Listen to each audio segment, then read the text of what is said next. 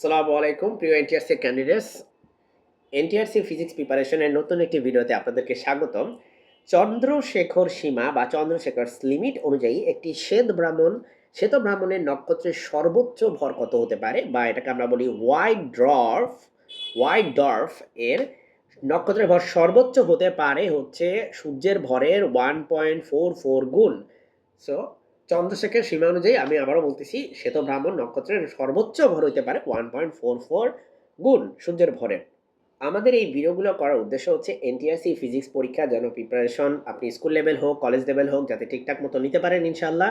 এই জন্য এই কোর্সগুলোতে আমরা এমসিকিউ ব্যাখ্যা সহকারে আলোচনা করার চেষ্টা করতেছি, এবং আমাদের কিন্তু বই অ্যাভেলেবল হবে খুব শীঘ্রই। আপনারা আমাদের চ্যানেলটি সাবস্ক্রাইব করে রাখবেন যাতে বই সম্পর্কিত যে আপডেটগুলো সেগুলো যেন পেয়ে যান। এছাড়াও আমাদের এনটিআরসি ফিজিক্স নিয়ে একটা পেইড কোর্স আছে যেটা স্কুল এবং কলেজ লেভেলকে একসাথে কভার করবে। আপনারা সেখানে ভর্তি হতে আমার নাম্বার 01851012 433 এই নাম্বারে যোগাযোগ করতে পারেন। সো আমাদের পরবর্তী প্রশ্ন হচ্ছে, একটি নক্ষত্র থেকে আসা আলোর বর্ণালীতে লাল সরণ বা রেডশিফট দেখা গেলে সেটি কি নির্দেশ করে? লাল সরণ বা রেডশিফট যদি দেখা যায় তার মানে বোঝা যাচ্ছে যে নক্ষত্রটা আমাদের থেকে দূরে সরে যাচ্ছে। নক্ষত্র যত দূরে সরে যাবে ততটা রেড শিফটেড হবে, আর যদি কাছে আসতে থাকে সেটাকে হয় ব্লু শিফটেড হয়। পরবর্তী প্রশ্ন হচ্ছে যে কোনো নক্ষত্রের প্যারালাক্স কোণ 1 আর্ক সেকেন্ড হলে তার দূরত্ব কত? এটা একটা সংজ্ঞা, সেটা হচ্ছে পারসেকের সংজ্ঞা। সো উত্তর হবে হচ্ছে 1 পারসেক।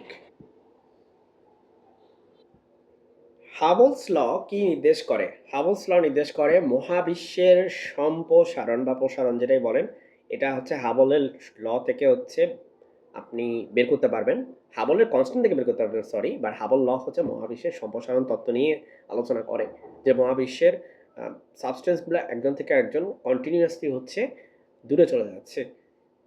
তবে আমি আগেও অন্য ভিডিওতে আলোচনা করেছিলাম, সেটা হচ্ছে একেবারে নিকটবর্তী যারা নক্ষত্র আছে বা গ্যালাক্সি আছে তারা দূরে চলে যাচ্ছে না একজন থেকে আরেকজন। বিশেষ করে যারা বেশি দূরে, কম্পারেটিভলি বেশি দূরে, তারাই হচ্ছে ডার্ক এনার্জির কারণে দূরে চলে যাচ্ছে আরও বেশি।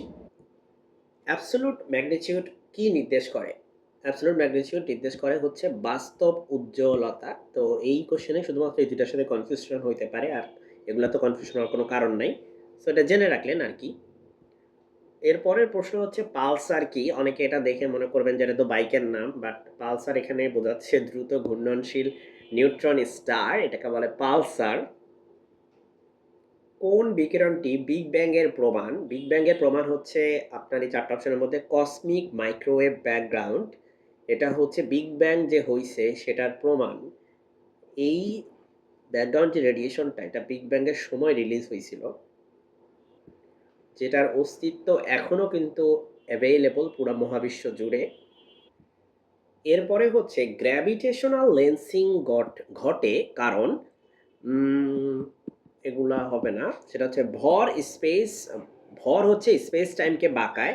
আপনারা জানেন যে গ্র্যাভিটেশনাল লেন্সিং নিয়ে কিন্তু আসলে আইনস্টাইনের যেই জেনারেল থিওরি অফ রিলেটিভিটি সেটা কিন্তু প্রমাণ করা হয়েছে, এক্সপেরিমেন্টালি ভেরিফাই করা হয়েছে। এই ভর যে স্পেস টাইমকে অ্যাকচুয়ালি বাঁকাতে পারে, এই কনসেপ্টটাই হচ্ছে গ্র্যাভিটেশনাল লেন্সিং।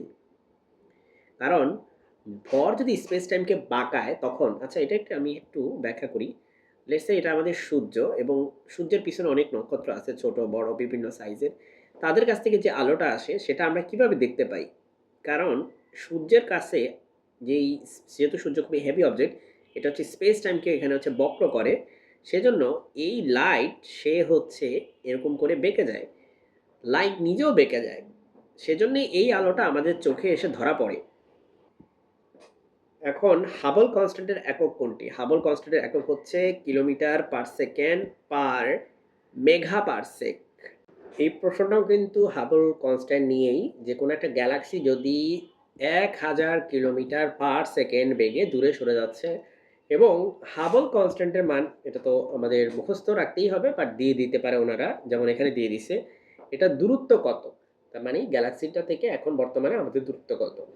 সো সেক্ষেত্রে আমরা একটা ফর্মুলা ইউজ করতে পারি, D equal to V divided by H, যেখানে ভি হচ্ছে এই ভেলোসিটি যেটা হচ্ছে 1000, আর এইচ হচ্ছে মূলত হাবল কনস্ট্যান্ট হুইচ ইজ 70।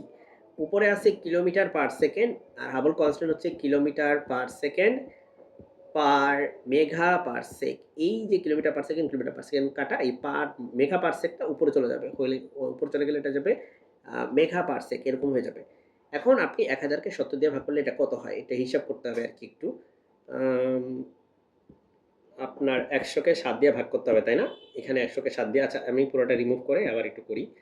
100কে 7 দিয়ে আমরা ভাগ করব। সো এটা হবে 7 একে 7, এখানে থাকে 3 আর 0, তাহলে 4 7 28, আর থাকে 2, আচ্ছা তাহলে 14 দশমিক সামথিং হবে। সো উত্তর হবে হচ্ছে বি, কাছাকাছি উত্তর হচ্ছে আর কি বি এটা।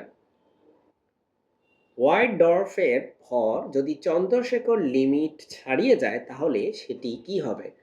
সেটি স্থির থাকবে, হবে না, উজ্জ্বলতা তাপমাত্রা কমবে, এগুলো কিছুই হবে না। এটা হবে নিউট্রন স্টার হবে, আইদার নিউট্রন স্টার হবে অথবা ব্ল্যাক হোলে পরিণত হবে। এটা ডিপেন্ড করে তার ভর কতটা ছাড়িয়ে গেছে তার উপর। সো আজকের ভিডিওটা এই পর্যন্তই। আমাদের খুব শীঘ্রই আমরা হচ্ছে বই বের করবো ইনশাল্লাহ, এনটিএসসি ফিজিক্স রিলেটেড বই নিয়ে খুব পুরোদমে কাজ চলতেছে। আপনারা আমাদের চ্যানেলটি সাবস্ক্রাইব করে রাখবেন। এছাড়া আমাদের পেইড ব্যাচে ভর্তি হতে চাইলে আমি নাম্বারটা লিখে দিচ্ছি স্ক্রিনে, 018510124333, এই নাম্বারে আমার সাথে যোগাযোগ করতে পারেন। হোয়াটসঅ্যাপ আছে এই নাম্বারে। আসসালামু আলাইকুম।